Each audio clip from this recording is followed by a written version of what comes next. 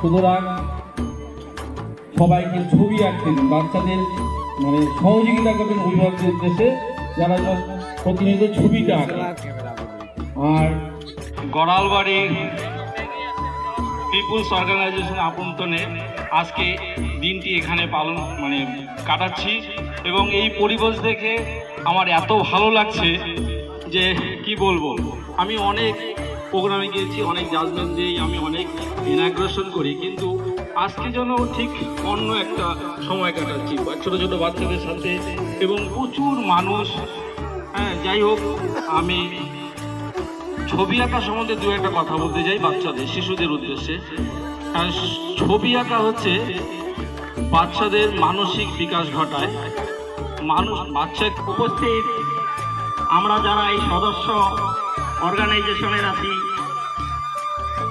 সবাইকে, এবং আজকে যে এখানে ছোট ছোট খুদে পড়ুয়ারা এখানে আসছে ছবি আঁকার জন্য, তাদের গার্জিয়ান এবং মঞ্চে আপনারা একটু মন দিয়ে শুনবেন, পরে যেন কোনো সমালোচনা না হয়।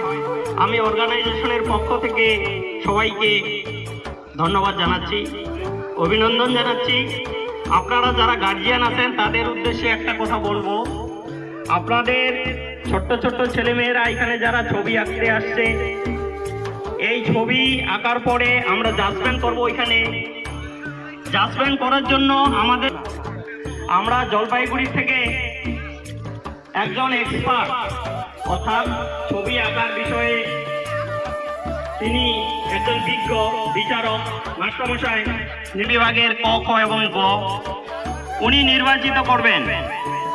আমরা পরবর্তীতে সেটাই ঘোষণা দেব। 30 মিনিটের মধ্যে তোমাদের কমপ্লিট করতে হবে এবং যারা দায়িত্বে রয়েছে আপনাদের উদ্দেশ্যে বলা হচ্ছে আপনারা কোনো গার্জিয়ানকে ওইখানে আওয়া করবেন না।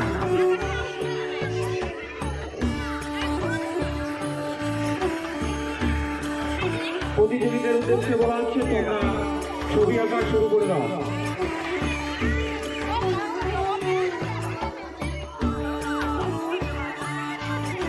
মাইক্রোফোনটি নির্মল স্যারের হাতে তুলে দিচ্ছি, ওনাকে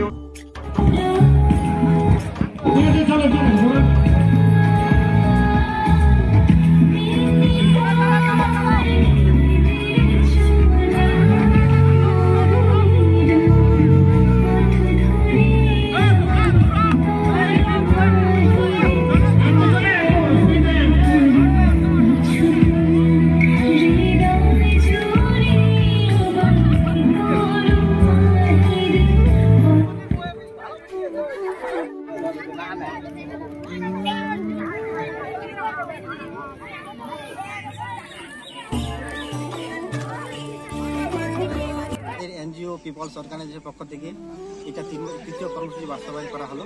কর্মসূচিটি হলো বসে আঁকো প্রতিযোগিতা। এখানে গোড়ালবাড়ি, বাহাদুর বেরুবাড়ি এবং পার্শ্ববর্তী অঞ্চল থেকে ছোট ছোট ভাই বোনেরা অংশগ্রহণ করেছে। তাদেরকে আমরা 3টি বিভাগে বিভক্ত করে তাদের হাতে আজকে আমরা পুরস্কার তুলে দিলাম এবং যারা পার্টিসিপেট করেছে আমরা প্রত্যেকে তাদের হাতে একটা করে গাছ দিয়েছি এবং বিভিন্ন জায়গা থেকে যে সমস্ত ছোট ছোট ভাই বোনেরা আসছে তাদের আমরা দুপুরের মধ্যাহ্নভোজনের ব্যবস্থা আমরা করেছি। তারা খুব সুন্দরভাবে আমাদের অনুষ্ঠানটিকে সাফল্যমণ্ডিত করলো। প্রতিযোগিতায় এই যে একটা গ্রামের ছবি, সে ফার্স্ট হয়েছে। তোমরা সবাই দেখতে পাচ্ছ, রাস্তাঘাট পরিষ্কার করছে, স্কুল চত্বর পরিষ্কার করছে যে ঝাড়ু দিয়ে। বাড়িতে এইভাবে পরিষ্কার পরিচ্ছন্নতা রাখতে হবে। বাড়ির আনাচে কানাচে যেখানে ডাবের জল, টায়ারের ভিতরে পানি জমে আছে, সেখানে যাতে ওগুলো জমে না থাকে। এই জমে থাকা পানির মধ্যে মশা ডিম পারে, তাহলে মশা আবার বিস্তার করতে পারে, হ্যাঁ, ডেঙ্গু জ্বর ছড়াতে পারে। তারই যে একটা চিত্র এখানে তুলে ধরছে, কি সুন্দর করে পরিষ্কার করছে। দেখো, রাস্তাঘাট, বাড়ির চত্বর, দেওয়াল, এই পরিষ্কার পরিচ্ছন্নতা সবাইকে বজায় রাখতে হবে। বুঝতে পারছো তোমরা সবাই? হ্যাঁ, আর এই পরিষ্কার